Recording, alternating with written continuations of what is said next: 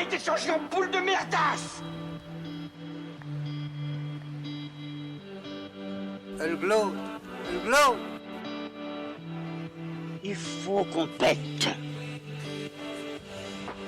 Alors moi, il m'épate. Et on lui pèlera le son comme au bailli du Limousin. On a pendu un beau matin, on a pendu avec ce tripe. Flattez-moi. Eh ben la denrée, on est en France. Allez, cul sec. Hop. Bonjour, bienvenue sur Histoire d'en dire plus.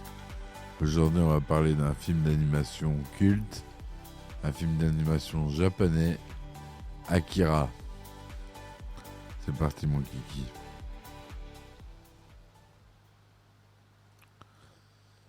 Alors, Akira, c'est un film d'animation cyberpunk post-apocalyptique japonais, réalisé par Katsuhiro Otomo et sorti en 1988. Il est adapté du manga du même nom. Son budget de production de 1,1 milliard de yens, 9 millions de dollars US. En fait, à cette époque du film, ça fait le film le plus cher d'animation, le plus cher de l'histoire. Se déroulant dans une dystopie en 2019, Akira raconte l'histoire de Shotaro Kaneda, chef d'une bande de jeunes motards dont l'ami d'enfance, Tetsuo Shima, acquiert d'incroyables pouvoirs télékinésiques après un accident de moto. Cela menace progressivement tout un complexe militaire et la rébellion de la métropole futuriste tentaculaire de Neo-Tokyo. Alors que la majeure partie de l'esthétique et du caractère des personnages sont adaptés directement du manga, l'intrigue diffère considérablement et exclut une grande partie de la dernière moitié de l'histoire. La bande originale, qui s'inspire fortement de la musique traditionnelle gamelan indonésienne, ainsi que la musique no japonaise, est composée par Shoji Yamashiro et jouée par le collectif Gaino Yamashi Gorumi. Akira sort au Japon le 16 juillet 1988, distribué par la Toho, mais ses recettes ne couvrent pas cependant son budget. Il sort l'année suivante aux États-Unis grâce à Streamline Pictures, l'un des premiers distributeurs d'animation japonaise.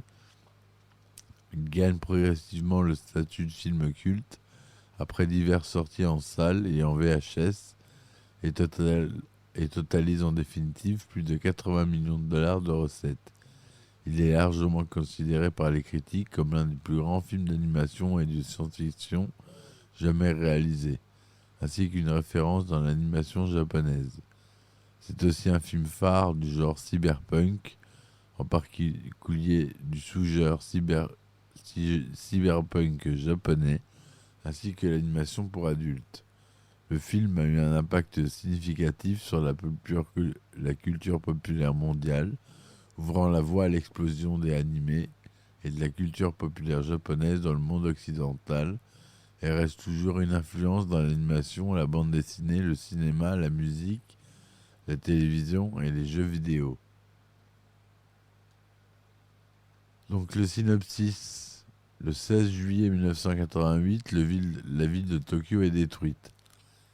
31 ans plus tard, après la Troisième Guerre mondiale en 2019, Neo-Tokyo est une mégapole corrompue et sillonnée par des bandes de jeunes motards désœuvrés et drogués. Une nuit, l'un d'eux, Tetsuo, a un accident en essayant d'éviter ce qui lui semble d'abord être un jeune garçon, mais qui a un visage de vieillard. Il est capturé par l'armée et fait l'objet de nombreux tests dans le cadre d'un projet militaire secret visant à repérer et à former des êtres possédant des prédispositions à des pouvoirs psychiques. Télépathie, téléportation, télékinésie. Tetsuo finit par s'enfuir, mais lorsque ses amis, dont leur chef Kaneda, le découvrent, il est devenu violent et imprévisible. En parallèle, se nouent des intrigues politiques. Dans la rue et dans les alcôves du pouvoir, le nom d'Akira circule. Sauveur messianique pour certains groupes religieux, Il est de toute évidence lié au projet militaire auquel Tetsuo a été mêlé malgré lui. L'armée essaye par tous les moyens de continuer le projet en espérant percer le secret de la puissance d'Akira et de la maîtriser pour s'en servir par la suite.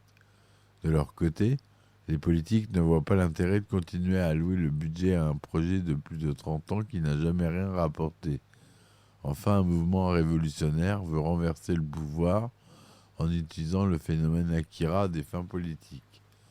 Tetsuo gagne peu à peu en puissance, et lorsqu'il apprend qu'Akira aurait un pouvoir plus grand que lui et qui pourrait être responsable de ses maux de tête, il décide d'aller le trouver et il passe sans difficulté les barrages mis en place par l'armée pour l'en empêcher et finit par découvrir Akira, un ensemble d'organes disparates disposés dans différents tubes transparents. Hors du laboratoire, Tetsuo n'a plus accès aux médicaments qui lui permettent de contrôler son pouvoir. Il est dépassé par son pouvoir et finit par disparaître avec Akira et d'autres sujets d'expérience. Les dégâts infligés à la ville à la suite de ces disparitions sont considérables. Inondations, immeubles écroulés.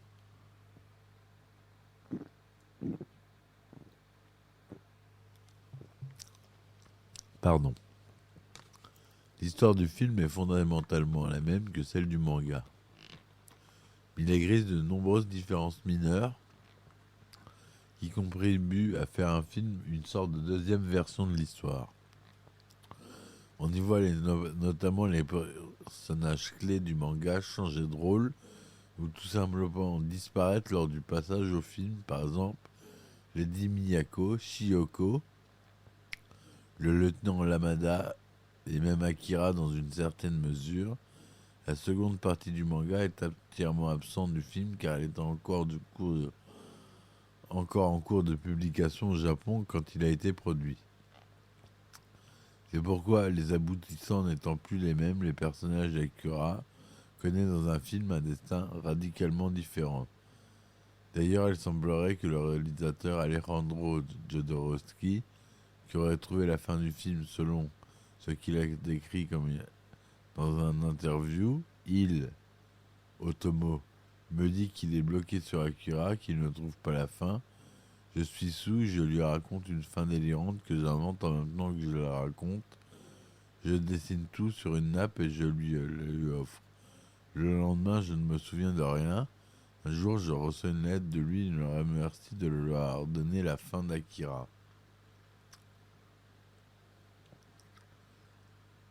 Donc, Akira, réalisé par Katsuhiro Otomo.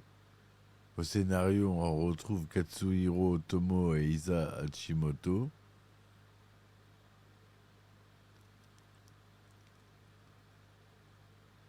La société de production, c'est Akira Committees Companies, créée pour l'occasion, Bandai, Toho Company et Tokyo Movie Cinema, ainsi que d'autres.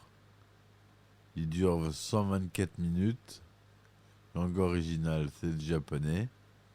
Il est sorti au Japon le 16 juillet 1988 et en France le 8 mai 1991 et une ressortie en 4K le 19 août 2020.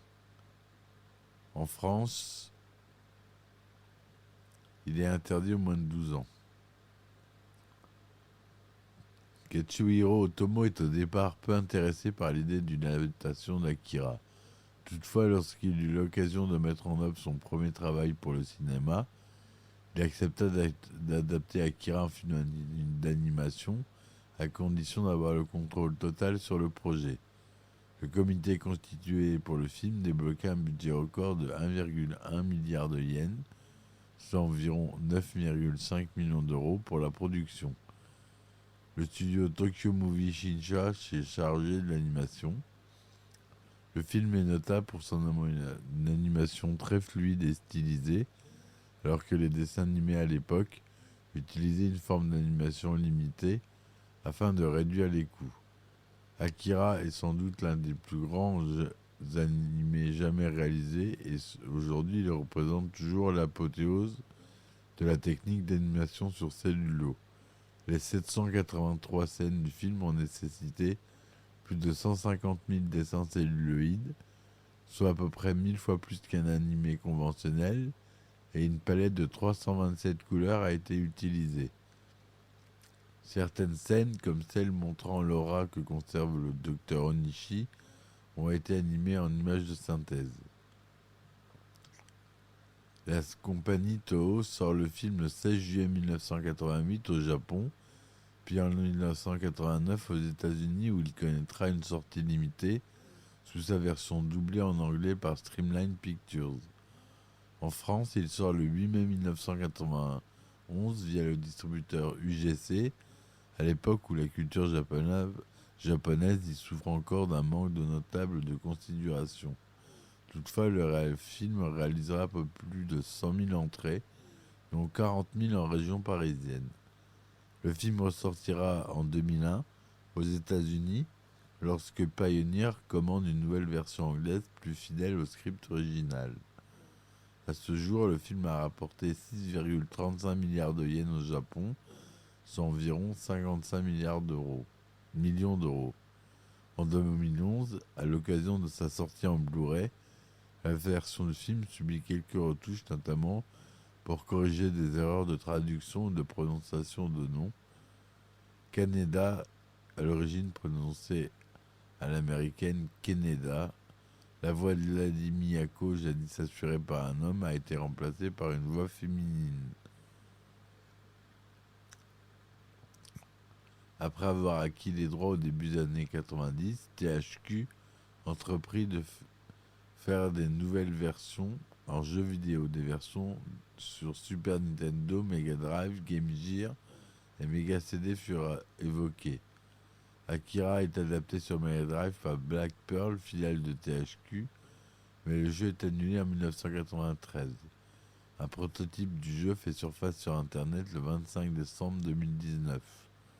Le film connaît une adaptation sur NES en 1988 par Taito. Toutefois, le jeu ne fut distribué qu'au Japon. Il s'agit d'une sorte de nouvelle graphique dans laquelle le joueur doit faire des choix. L'émulation a permis à certains passionnés de le traduire en anglais bien des années après sa sortie initiale. Voilà, donc je vous conseille vraiment de lire la version papier, qui est en 5 volumes de 155 pages chacun. C'est édité chez Kana, en France.